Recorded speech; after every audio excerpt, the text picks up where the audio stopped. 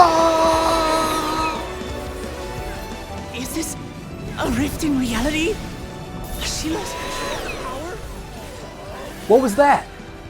Hey, did you guys hear something? What the? Sting! I can't hear you. You have to speak up. Oh, shit. As someone who started playing 14 during the WoW Exodus, Dawntrail is the first expansion that I've gotten to experience on release in tandem with the rest of the community. And while this expansion may be the subject of much discourse, let me say I straight personally away believe that Wuk Lamat was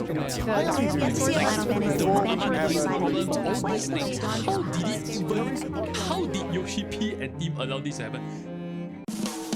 I had a pretty good time playing it. I want to share some of my opinions and experiences with the story, and just the story, because the gameplay and content that does exist in this expansion has been pretty fun. But like some of you, sometimes I wish there was a bit more. But that's a discussion for another video. Now, I won't be glazing Dawntrail here, but I'm definitely not as jaded as others might come across, even though I share some similar sentiments. Before we begin, here's a little insight into me as a person and how I approach not just 14, but other games and media that I consume in general.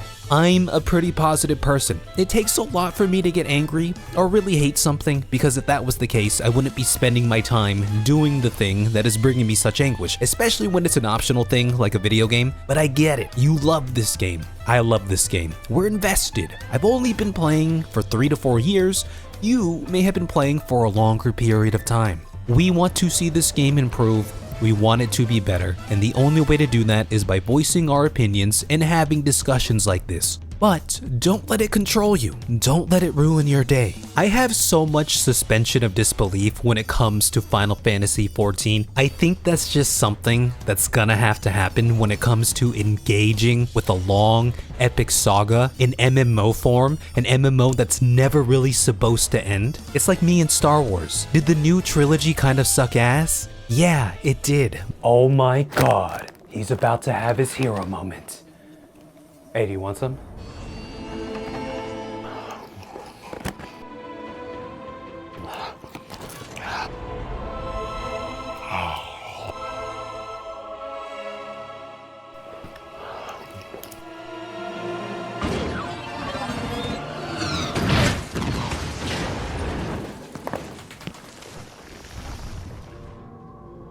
What the hell, man? He ain't even get no girl. He ain't even get no hero moment. He ain't even a Jedi. What's going on? But did I have fun watching it? Yes. Yes, I did. The way my generation talks about the new trilogy is like how the previous generation talked about my beloved prequels. So, my mindset when I'm playing this game, especially something new in this game, is I'm going to have a good time. I'm going to try to have fun. But I am 100% open to constructive discourse and opinions, because I think it's a healthy way to approach something like this. And on the other end of the spectrum, just remember that something can be objectively or subjectively bad, and it's okay if you still like it. It does not make you a bad person. For example, The Rock is objectively a bad actor. But damn it, sometimes I just want to watch The Rock play The Rock, trying to play an immortal Spanish conquistador who turns into a rock.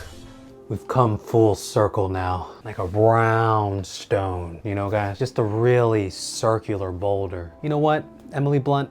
I think he's gonna be okay. The Rock never loses. He's just stoned right now. Why, you may ask? Because it's fun.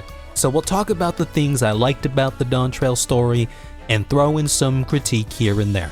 And we're going to start by addressing the Wuk Lamat in the room. Now, I know this is a small minority of people, but I will say if your vitriol of Dawntrail or Wuk Lamat stems from the life choices of the voice behind the character, then this conversation is not for you. But if you're somebody who just didn't like the acting performance, the writing, or the way the character was used in Dawntrail's MSQ, then yeah, let's talk. Because talking with Wuk Lamat is something we did a shit ton of in Dawntrail. Now, I actually like Wuk Lamat as a character, but I am well aware of the fatigue that folks have have with not only the cadence of the countless Speak with Wuk Lamat quests, but also the backseat we seem to take as the Warrior of Light during the Rite of Succession. I recently saw some cool Reddit posts by one user, Turn a Blind Eye, who compiled and analyzed the Dawntrail script. After filtering for very common words such as this and how, they were able to stat out a dope breakdown of so many different metrics, such as the amount of lines a character had in Dawntrail, as well as their most commonly used words. As you can see, Wuk Lamat does take first place in the total lines and word count categories. What's even funnier is for characters such as Kryl, Alizé, and Alphino, their most commonly used word is Wuk Lamat. I just thought that was kind of funny, even though for all of these characters here, their most common words are proper nouns. Except Bakul Jaja and Otis. So yeah, I totally understand the fatigue. Now you might be thinking, well, this was Dawntrail and Wuk Lamat's story, so I guess it kind of makes sense that she would be so prominent. Well, user Turn a Blind Eye also statted out the same metrics, this time from ARR 2.0 all the way to Dawntrail 7.1, and yeah, Wuk Lamat is in a comfortable third place for line count, overtaking every long-standing character except the twins. I thought these were some cool metrics to see, make of it what you will. As far as the volume of Speak with Wuk Lamat quests, that never really bothered me because 14 has always had this cadence. Like their quest design has always been pretty bland to me. I think people were just able to tolerate it because they were more engaged with the story. And in this case, it comes down to how much you tolerate Wuk Lamat. And as for our Warrior of Light taking a backseat mentorship role, I was actually kind of down for that. It's a new angle, but what else are we supposed to do as the non-speaking, omnipotent nuclear weapon that just saved the universe by defeating despair? I love the idea of mentorship, and I know we have to use a little bit of imagination for this, seeing as how the scale of the story and cities and all the lands that we travel through isn't exactly a one-to-one representation of what we see on the screen. I still would have liked to see more cutscenes of hands-on training, Warrior of Light and Wuk Lamat in the trenches, putting in the work, getting sweaty, like Estinian sweaty. I know we had many heart-to-hearts, and Wuk Lamat is present for Valley Garmanda and all the other little battles and dungeons we went through, but more scenes of practical application would have been dope. Like in Lord of the Rings, our hobbits go from sheltered shire folk to orc killing, jumping on the back of big-ass trolls in the matter of like 20 screen time minutes. But presumably, over the course of a somewhat lengthy journey, we see them fucking around with Sean Bean, playing swords and shit, and we can think to ourselves, yeah, this isn't the first time they poked each other with their sticks on this expedition. What is that? Nothing, it's just a wisp of cloud. It's moving fast. I guess ultimately, how you view your Warrior of Light can determine how you feel about playing Mentor to Wuk Lamat. I always viewed my Pompadour of Light as the stoic muscle, the point me in the right direction and I'll handle business type of Pompadour, as opposed to the center of the limelight killing machine Pompadour, even though that's pretty much implied by Xenos and the Endwalker writing, so I wasn't really bothered by it. In fact, I really liked how throughout the story, characters would recognize and respect our strength just via our presence. If it's formidable you want, then look no further than that man there. Look no further than that man in the short shorts over there. Funnily enough, the community mentioned this look in our eyes during these kinds of moments. Let me paint you a picture. An intimidating, deadly look, which I never really noticed because I wear cool ass shades. That one's not to be underestimated. I think the issue that some people might have with this angle isn't the fact that we played Mentor and took a backseat. It's more so how we played Mentor and the results of that mentorship. You can't measure your worth by the success of others. Didn't we already say this? Wuk Lamat's journey was definitely one of a shonen protagonist, a comparison I made so often during my playthrough, seemingly overcoming every obstacle through the power of friendship, which again, never really bothered me because that's what 14 has always been about. It's campy and cheesy, but so is this game in many ways. But I suppose for such a prominent character that's only had one expansion to develop, it is very one-dimensional. By the end of the expansion, Wuk Lamat is a lot more secure in who she is as Dawn Servant and in her ideals, but that's kind of it. Throughout the whole story, she approached every problem in the same way and ultimately succeeded. Now, I wasn't around when ARR was current, but I'm told that Alphino was a very disliked character. I can't help but compare ARR Alphino and Dawntrail Wuk Lamat in so many ways. Two very prominent characters for their respective stories, who the community presented. Two young and naive but ambitious characters who approached their problems in an idealistic way. But only one character who saw true diversity, not from a physical strength, combat experience sort of way, but in a way that challenged what they stood for and who they were at their core. I believed myself the only one who truly understood Eosia's woes. And look what that arrogance has wrought. And again, only one character who's had multiple expansions to develop afterwards. There's been other minor critiques of Wuk Lamat that I've heard, dating all the way back to 6.55, one of them being that the voice wasn't feminine enough, and by that I assume they mean in a prissy, girly girl sort of way. And to that I would say, have you seen The Lion King? It's over. There is nothing left.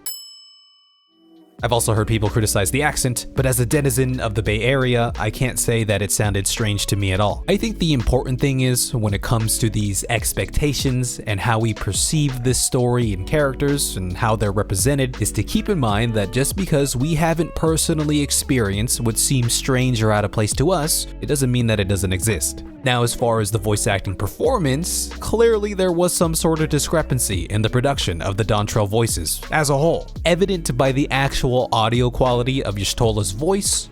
I should be keen to learn more about the process after more pressing matters have been resolved. Are you okay, Y'shtola? Do you have a cold right now? Do you have a sore throat? And some of the emotion or urgency that didn't quite hit in certain moments. Sting, listen to me.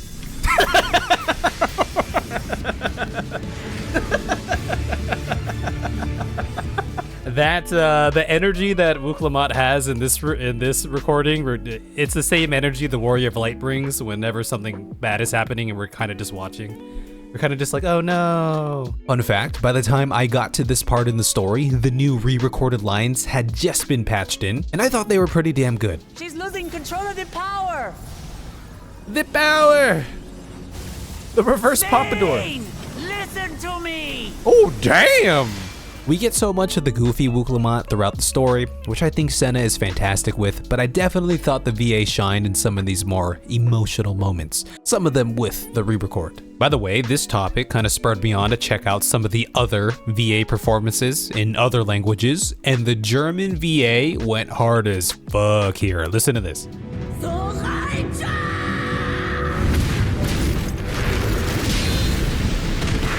Anyway, we've talked about the Wuk Lamat in the room.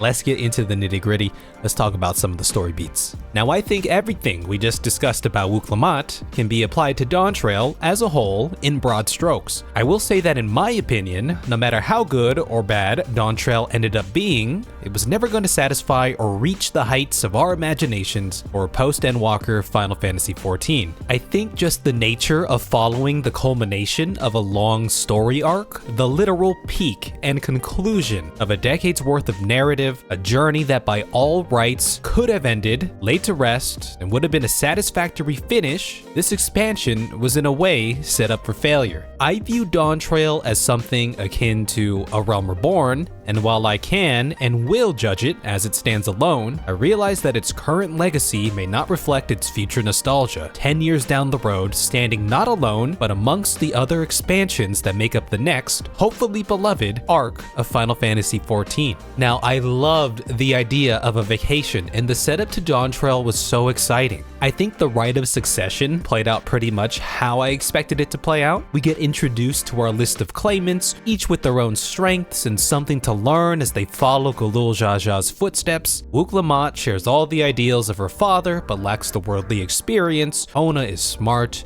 innovative, utilizing foreign concepts to bolster Tural, but fails to recognize the power within his own people. Zoral Ja, the prodigal son, who does not share the same ideals as his father, but seeks to toughen his people through conflict while not having experienced true conflict himself. By the way, it was through this that I learned that the final days never touched Zoral. Before I learned this, I was kind of shocked that nobody here ever talked about the final days. And it makes sense because Zoral Ja probably would not have his current mindset if this land had experienced what Thabnir went through. Then you have Bakul Jaja, your typical bully who I figured was probably gonna die early on or something, though by the time I really started progressing Dawntrail's story, I had been seeing bits of the love affair that the online community seemed to have with him, so I figured there was more in store for this character. For me, there was something very nice and calming about the lull of the first couple zones we went through. I think moments of peace, for lack of a better word, are needed to help heighten the highs of our story. Otherwise, if we're full throttle 100% of the time, full throttle just becomes normal and mundane. But I do agree, it did feel very slow. The cadence was the same, go to new area, but the way is blocked, get to new area, complete Rite, send Bakul Jaja blasting off again, and go to new area, but the way is blocked. As I mentioned before, while tiring, 14 has always had this methodical cadence to it, and it wasn't until we got to the land of the giants, the Yaqui,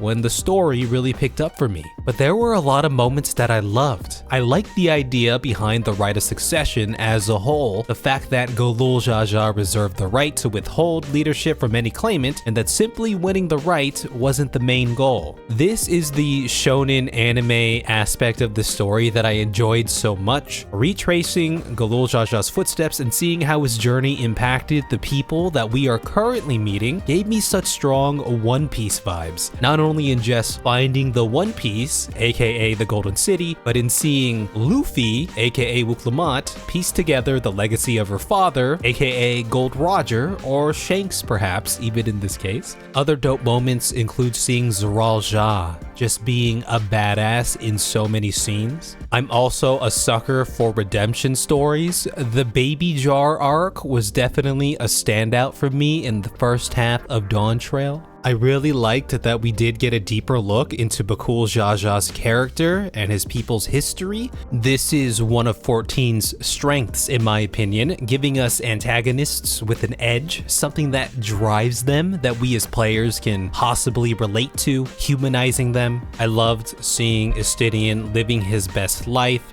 doing whatever the hell he wants. I wouldn't if I were you. Oh, who's this? Oh, this is Probably the only one of us who was truly enjoying a vacation that so many of us thought we were going to be having. I really enjoyed Kona's brotherly love and kinship for Wuk Lamat. I don't have any siblings of my own, but it reminded me of myself and my close friends and the heights that I would go to help them in any situation possible. And it was awesome watching Dad Cred and Urianger playing Dad Bros for Kona. They keep dropping the line. He said the line. Yeah, they keep dropping the line. Well, they dropped it in the patch or the post patches, right? Now, I said this a lot throughout my playthrough, but if I was able to step in the shoes of any of the characters, it would be Dad Cred and Urianger. I'm just imagining all the shenanigans that they got into, not only as a duo, but them and Kona as well. I want to be on that team. I bet they're getting up to some stuff. But this is a perfect segue into something that I think was lacking. I was so excited to just get a bunch of Kryl time, which we were blue-balled on until towards the end of the expansion, but I was hoping she would play a much more prominent role throughout the story. I think the same could be said for Erinville as well. Alize and Alphino kind of felt like they were just there to be there, without really impacting anything at all. It felt like they were just there to fulfill our dungeon and trial party requirements. And as far as Thancred and Urianger, I'm so disappointed that we didn't get a chance to duke it out with them at all. I'm gonna kick your ass again. The Rite of Succession was advertised as a competition, so the fact that we didn't get to challenge them in a dungeon, trial, or solo duty is a miss in my opinion. Oh, those bastards.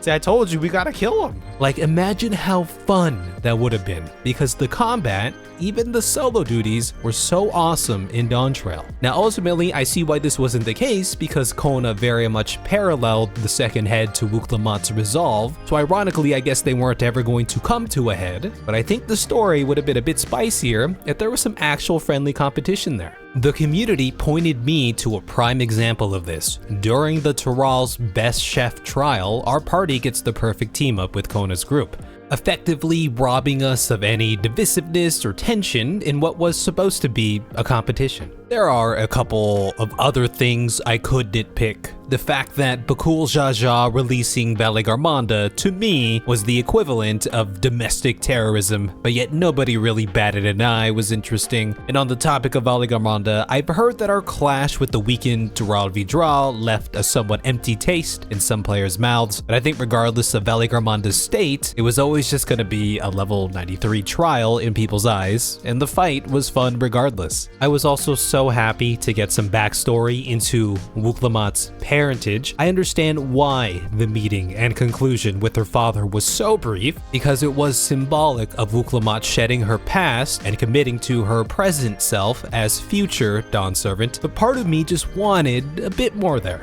We got past that real quick.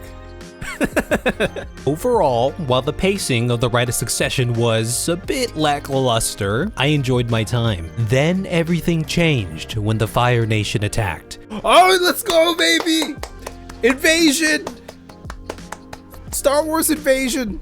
Because the second half of Dawntrail felt very much like the Endwalker that we had just previously left. Stakes were back and the world very much opens up again compared to the isolated Tyrrell that we had experienced during the Rite of Succession. The familiarity of foreign reflections, implications of dimensional fusion, and the morality of one's existence, and the choices that they make to keep it going, all themes and motifs fitting for the story we know and love. Which begs the question, would y'all have preferred if they hadn't previewed or hinted at any of the Solution 9 stuff that was to come? Like, if it was a true surprise, would the first half of Dawntrail feel like a gotcha moment? Or do you think knowing what was to come allowed you to get through the Rite of Succession as it was? Because the whole time while I was progressing the Rite of Succession, and knowing that it would eventually happen as we got closer to the Golden City, I was still wondering, when the hell are the spaceships coming into play? If I had to describe the second half of Dawntrail in one word, that word would be memorable. A lot more memorable than the Rite of Succession. I actually gave a damn about so many members of the second half ensemble. My bun bun. From Kakiwa to Baby Galulja Jr., aka GJJ, aka Ja Rule.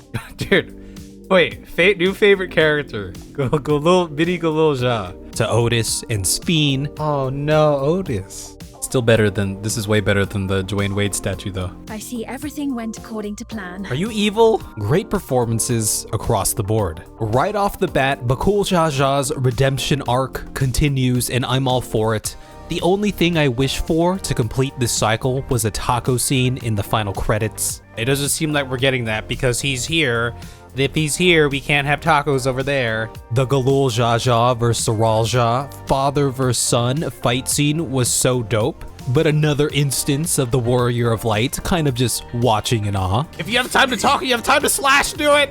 But I suppose if he were to step in at every pivotal moment, we wouldn't have much of a story, would we? That's cheating.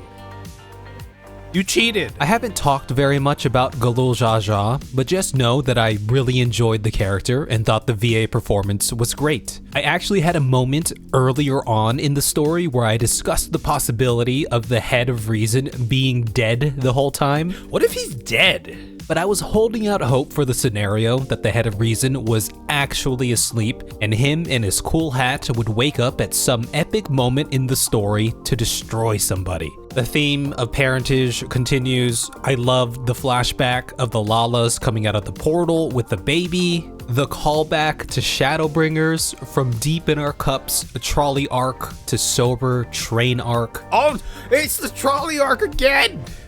Look at him! My man's got his wife, everything is good. We get this random ass Disney montage, which I don't know, man. I thought it was pretty funny. This dope train action scene, which one, we should have went with Ballista. That would have been sick. Yo, I wish they should have made it so we had a little shooter mini game here. And two, the in-game cutscenes, especially the action-oriented ones, have looked so good in Dawntrail. And finally, to the land of lightning, me, super suspicious of Sphene, who seems too nice and too perfect. Is she evil? The epitome of evil. Versus the perfect example of something we talked about earlier, Wuk Lamat, never really changing or growing in her approach, cozying up to Sphene pretty quickly. Character does this like nice thing and Wuk Lamat's like, whoa, you're just like me. But I love the mystery and intrigue of this area, piecing together the 30-year time skip and the memory lapse that people have for those who have passed. The Namika storyline here was one of my favorites. The touching moment of reuniting and that foreboding, ominous feeling when the people have forgotten who Namika was just moments later. And overall, just learning about the history of Heritage Found and its people and theorizing on their rejoining and the role the Ashians played, it just felt like classic Final Fantasy XIV again. My first Final Fantasy game, however, was Final Fantasy IX. And it was great just reliving some of that through Dawntrail, from some of the music and zones to the play we did with Wuk Lamat and the mention of a certain tree. What other Final Fantasy IX references did you enjoy? Now, during the second half of Dawntrail, I kept thinking to myself how cool it was going to be to see the people of Tyral come together to take care of this localized yet impactful to the world problem. Enter the Defense of Tuliyollal cutscene. Such an epic sequence filled with really awesome moments. The ones below are yours. Yeah, the sky is his domain. I knew it was gonna. Yeah, the sky is my domain, bitch. You got it. I jumped really high. It'd be so funny if he summoned like Vitra. Like Vitra just came flying out of nowhere. I admit I was a bit torn by the whole dragon up our sleeve reveal. Oh? You're shitting me.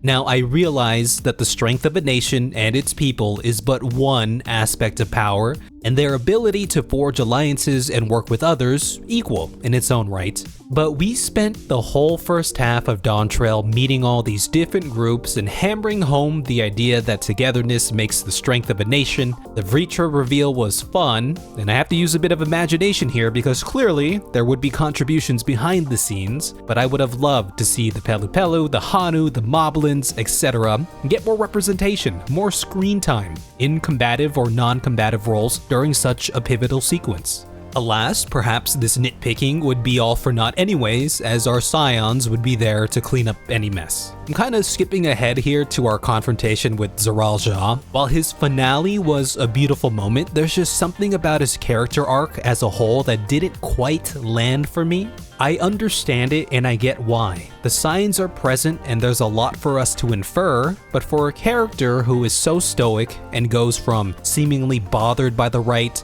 to cooperative at times to ultimately failing, seething, and backstabbing, it was either hard to get a read on him as a whole or the pacing just seemed off. And the pacing seeming off feels right on the mark, especially for someone coming out of a 30-year time skip that we don't really get to see.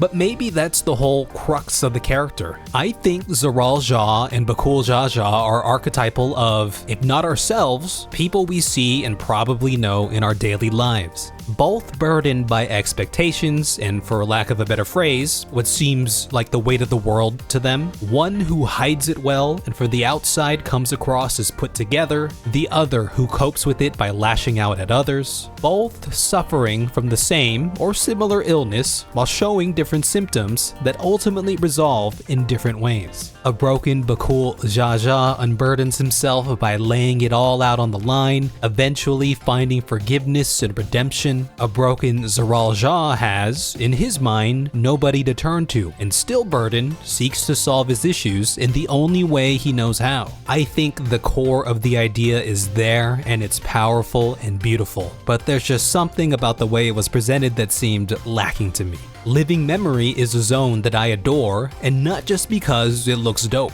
This is like, what's that hotel that has the gondolas and everything?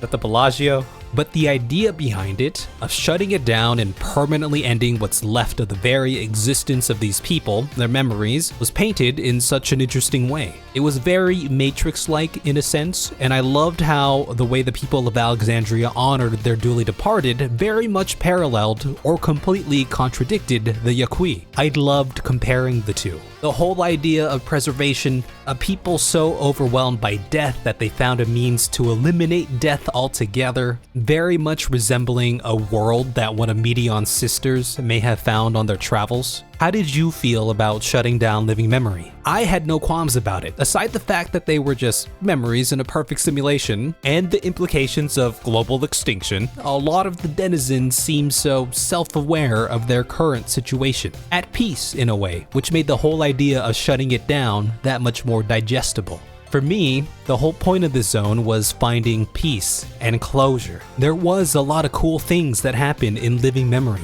I've referenced a few moments like this, but the gondola ride with Graha just felt very familiar. Like in that moment, I thought to myself, this is Final Fantasy XIV. This scene actually led my stream community and me to have an hour or so long discussion just about life.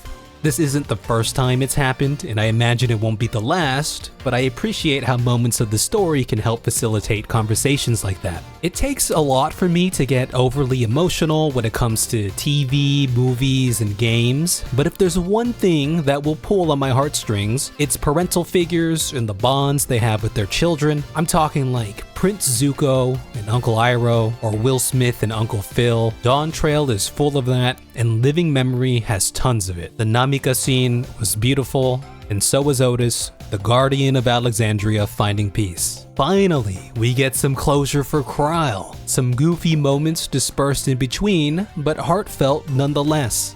Some Milala lore as well. I thought we were being introduced to another Reflection and Calamity, but turns out it pays to do the optional content in this game. Lastly, our Aaronville and Kathua moment, further prolonging the inevitable playing third wheel on a magic capybara ride. These two definitely have an interesting relationship.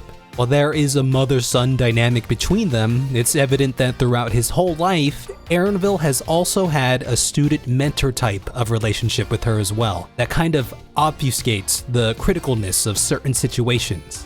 Nonetheless, a touching moment at the end.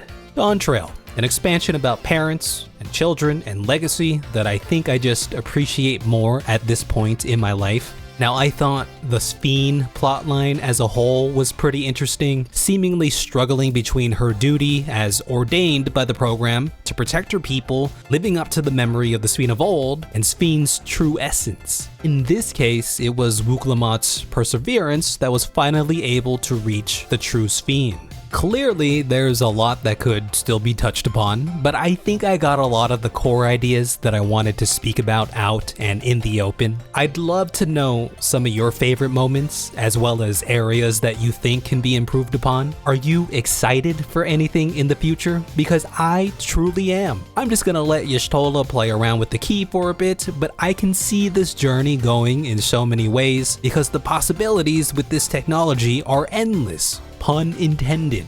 Guys, it's been a pleasure. Thank you for giving me the honor of your most important resource of all, your time. I'll be uploading my Dawntrail MSQ playthrough along with everything we do on stream to a highlight channel, link in the description. Come find us live on Twitch or here on this channel. I have a second channel where I cover all things non-MMO or Final Fantasy XIV related as well. Do check that out if it interests you. Lastly, big shout out to the community for all their support. Couldn't do this without you. Got a lot of fun 14 projects planned and one that I'm gonna get to editing right now. So take care. I'll see you in the next one. Peace out.